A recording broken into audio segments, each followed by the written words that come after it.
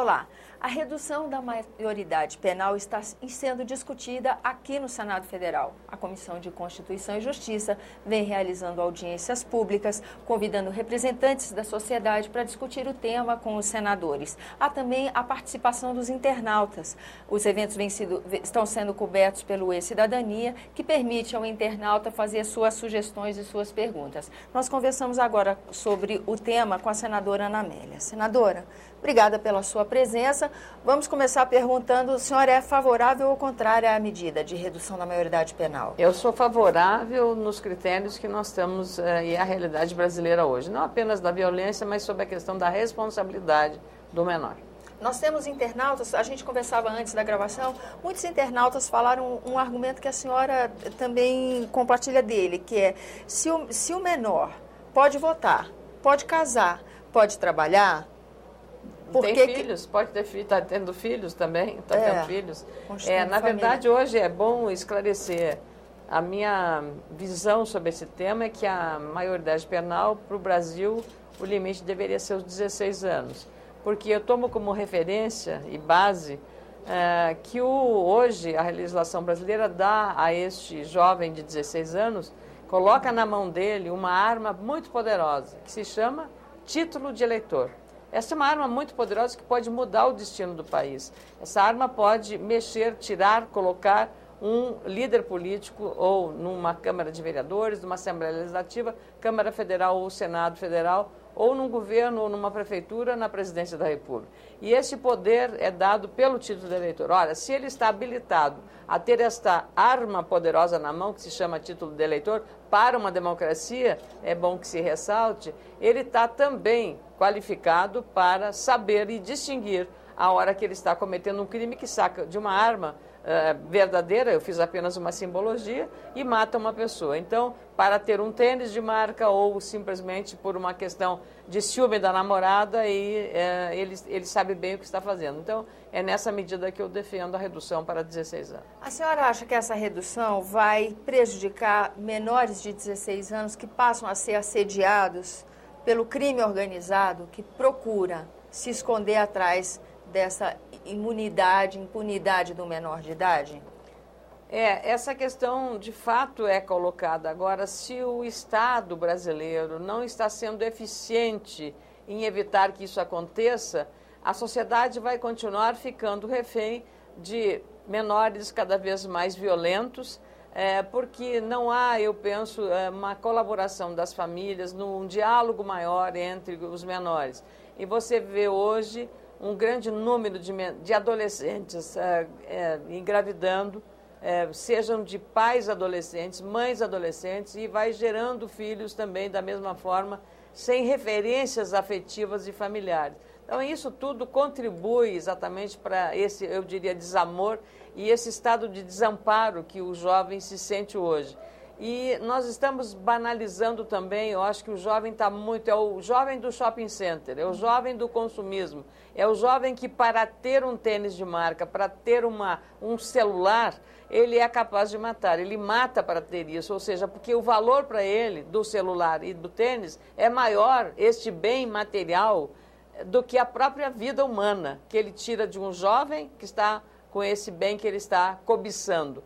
Então, nós temos aqui que inverter um pouco também essa questão dessa hipervalorização desse consumismo desenfreado que acaba gerando também, de alguma forma, a própria violência. E aí o caminho, nesse caso, seria? Nós temos que, aí, em várias ações, muito se fala, distribuição de renda. Veja só, todos os programas sociais que o governo está fazendo, se esse argumento valesse, estaríamos dizendo que eles foram ineficazes. O governo está fazendo uma parte substancial com Bolsa Família, dando apoio ao jovem, criando aí a universidade, o ProUni, criando programas de profissionalização, o Pronatec, criando as condições para o acesso dos jovens à escola pública, né, que não precisa ser paga. Ora, se esses mecanismos estão sendo criados, você tem que avaliar O que está dando errado? É a sociedade que está doente, é a sociedade que não está trabalhando adequadamente para resolver esses problemas. O jovem está violento nas escolas, na aula, batendo no professor, então não está havendo referência, inclusive, de autoridade, autoridade dos pais, autoridade da família. Você vê o jovem, tira o carro do pai, da mãe, e vai dirigir ele sem habilitação e mata as pessoas. Ou seja, é um liberalismo em relação a isso. Não que eu seja uma pessoa careta ou que eu queira ser autoritário. Não é na questão de autoritarismo ou de um poder ditatorial sobre filhos. Não, o filho não pode ser um ditador sobre pais, né, sobre pessoas que estão responsáveis pela sua educação. Tem que ter um respeito desses jovens, e não bater no professor. As cenas de violência que a gente vê entre colegas em sala de aula, puxa vida, que sociedade nós estamos construindo? A própria questão do bullying, né? Que é uma intransigência na convivência, né? Senadora... Intolerância. O que é a pior coisa que tem, é a intolerância, né, de convivência. No debate sobre redução de maioridade penal, o internauta também fala muito sobre a questão do sistema carcerário. Como reduzir a maioridade penal se o nosso sistema carcerário colabora para as distorções da formação do ser humano, né? Eu acho que esse é um tema crucial. Nossas cadeias são, como disse, depósitos não dá para se dizer de gentes, né? E são fábricas de bandidos, né? Vamos fazer, essa é a realidade. Mas por quê? O que faz o preso dentro de uma cadeia? O que ele faz? Nada. Nada. Agora está se criando alguns exemplos de que a leitura, ele pode reduzir por tantos dias de leitura, tantos livros lidos, reduzirá tantos dias de cadeia. Então, isso são experiências, mas eu penso que nós temos que ter uma coragem de abordar esse tema de uma maneira muito mais prática. Eu visitei, há bastante tempo atrás, uma penitenciária em Cuba. Nós costumamos usar o sistema cubano como um exemplo para a educação, para a medicina, estava até importando o médico cubano para atender os brasileiros. Olha, então, se nós estamos usando essas coisas de Cuba, por que nós não usamos um sistema penitenciário cubano de excelente qualidade? Lá em Cuba, quando eu visitei essa penitenciária, eu fiquei 2 dias numa penitenciária lá, com o então secretário nacional de serviço penitenciário, e aí o que acontece? O preso, dependendo da sua habilidade, ele vai ser distribuído. Se ele é um mecânico, ele vai trabalhar numa oficina mecânica. Se ele é um marceneiro, vai trabalhar numa marcenaria. Se ele é um padeiro, vai trabalhar na padaria. Ou seja, ele é distribuído para alguns departamentos que ele tem uma produtividade. Aquele trabalho dele vai ser remunerado. Pode ser até simbolicamente. Só que aquilo que ele faz ali, a geração daquela renda que ele faz, é o custeio que ele paga à cadeia. Então, a cadeia não fica sendo custeada por você ou por mim, porque às vezes somos vítimas desse bandido que assaltou, que roubou nosso veículo, que nós compramos com sacrifício, e aí você, além de você ter sido penalizado por ter sido tirado do seu bem, ou da sua própria vida, de um familiar seu, você ainda tem que pagar, porque a sociedade é que paga, a pensão do apenado na cadeia. Então, a lei brasileira impede que ele trabalhe.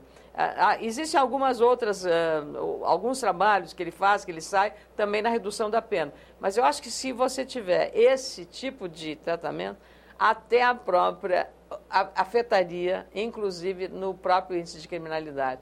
Porque ele saberia que se ele sair da cadeia, se ele for reincidente, se ele não trabalhar lá dentro, ele vai ter consequências disso. É que nós somos extremamente paternalistas em relação a proteger o criminoso. E a maior parte deles são reincidentes, não só os próprios menores também são reincidentes daqueles que saem dessas casas das FEBEM. Então, nós vamos dizer que as casas dessas de onde ficam os jovens, as casas assistenciais de proteção também estão sendo hoje uma boa escola para a criminalidade. Então, a senhora também defende essa reforma no... Nós temos aqui o sistema penitenciário brasileiro. Eu acho que ele está... E hoje é incrível, prefeitos, os governadores têm dificuldade de conviver com sistemas mais modernos, fazer parcerias público-privadas para construir presídios de qualidade. O que também acontece em outros países, também, né? O preso vai lá, quando há um motim, destrói e tal. E o que acontece? O Estado, nós vamos ter que pagar a reconstrução daquele vandalismo que ele fez. Por que não fazer o preso que destruiu uma parede, reconstrua a parede? se foi ele que fez aquela depredação, aquele ato de vandalismo. Nós temos que ter clareza dessas coisas, sem aquela coisa do coitadismo, não sei o que. Nós temos que ver com... Alguém paga isso, não tem almoço de graça, nós temos que encarar isso com a realidade que merece. Senão nós vamos acabar ficando aí reféns permanentemente da criminalidade e da impunidade. Porque hoje matar por causa de um tênis ou por causa de um celular não tem nenhuma consequência. E aí o cara repete esse crime porque não houve nenhuma consequência para ele de prisão ou de uma penalização maior. Tá certo, senadora. Muito obrigada pela sua atenção. Eu que agradeço. A você que nos acompanha também, muito obrigada por ter acompanhado aqui nossa entrevista. Você pode participar desse debate. Acesse www.senado.leg.br/e-cidadania. Esse é o espaço oferecido pelo Serviço de Comunicação aqui do Senado Federal, onde o cidadão pode se manifestar, dar suas sugestões, fazer suas perguntas. E nós contamos com a sua participação para o próximo debate que se realiza na segunda-feira, dia 17 de junho, na Comissão de Constituição e Justiça aqui do Senado Federal. Você pode entrar em contato também com o programa Argumento, pelos meios que já conhece, ligação gratuita ou acessando o site. Endereços que estão à sua disposição aí no seu monitor.